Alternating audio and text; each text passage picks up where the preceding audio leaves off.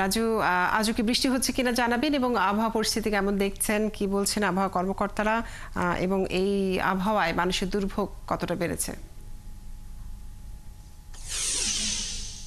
ধন্যবাদ আপনাকে। গতকালকে যে বৃষ্টি ছিল সেটা কিন্তু এখন আর নেই, এবং আজকে সকাল থেকে কিন্তু আকাশ মেঘলা, কখনো রোদ কখনো মেঘলা আবহাওয়া বিরাজ করছে।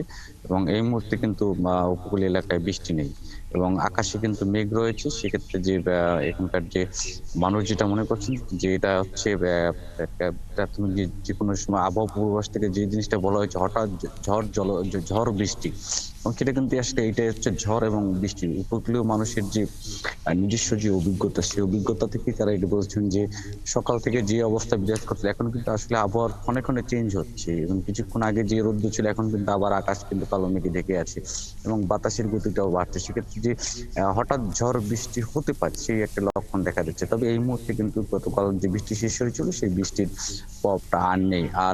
আরেকটা বিষয় হচ্ছে যে এই যে বাতাসটা বাড়ার সাথে সাথে কিন্তু সমুদ্র উত্তাল হতে শুরু করবে। এবং কিছুক্ষণ আগে যে সকালের খবরে যে বিষয়টা আপনাকে জানিয়েছিলাম যে সমুদ্রে যাত্রা শুরু করেছে, আসলে এই মুহূর্তে যদি সমুদ্রে জেলেরা যাত্রা করে তাহলে কিন্তু একটা ঝুঁকির সম্ভাবনা তৈরি হতে পারে। কারণ জানেন যে এই যে হঠাৎ যে সমুদ্রের ঝড়ের লোকালয়ে এবং সমুদ্রের ঝড়ের গতি প্রকৃতি কিন্তু ভিন্ন থাকে। লোকালয়ে যে ঝড়ের গতি থাকে তার চেয়ে কিন্তু সমুদ্রের গতি বেশি থাকে।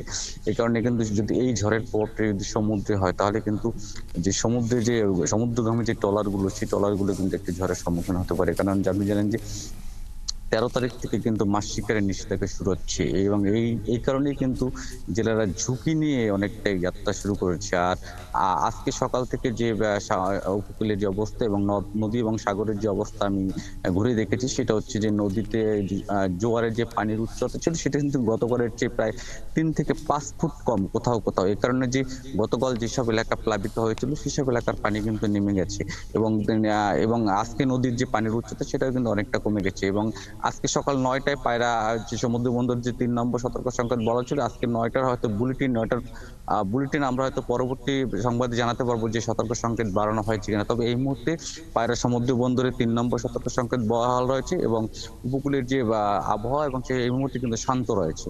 কাজুরি। রাজু, আপনাকে অনেক ধন্যবাদ যুক্ত থাকার জন্য। দর্শক, পটুয়াখালীর আবহাওয়ার খবর জানাচ্ছিলেন সহকর্মী মিলন কর্মকার রাজু।